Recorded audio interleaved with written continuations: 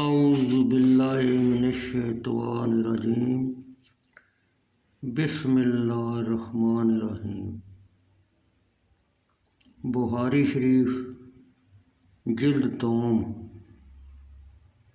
حدیث نمبر 1436۔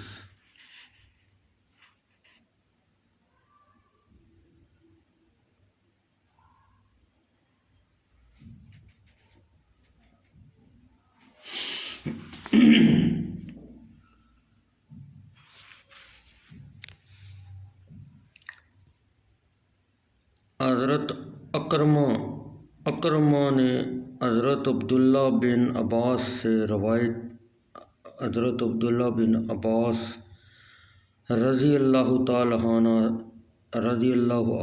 عنہ سے روایت کی کہ رسول اللہ صلی اللہ علیہ وسلم جب مکہ مکرمہ تشریف لائے تو بیت اللہ شریف میں داخل ہونے سے انکار فرما دیا،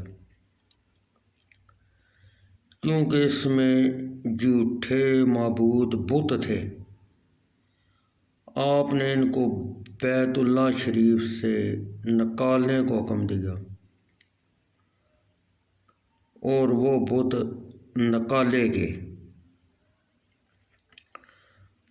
حضرت ابراہیم اور حضرت اسماعیل علیہ السلام کی صورتیں تھیں اور ان کے ہاتھوں میں پانسے کے تیر تھے،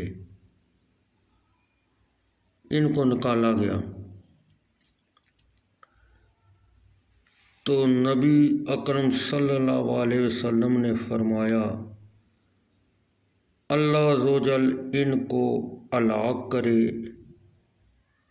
انہیں معلوم ہے کہ ان دونوں ابراہیم علیہ السلام اور اسماعیل علیہ السلام نے کبھی تقسیم امور کے لیے تیر نہیں پھینکے تھے۔ جب بیت اللہ شریف بتوں سے پاک ہو گیا تو آپ بیت اللہ شریف میں داخل ہوئے اور بیت اللہ کے گوشوں میں تکبیر کہی اور آپ باہر تشریف لے آئے اور آپ نے بیت اللہ شریف کے اندر نماز نہیں پڑھی۔ اس کے بعد والی حدیث میں ہے کہ آپ نے نماز پڑھی اور روایت مثبت روایت منفی پر مقدم ہے۔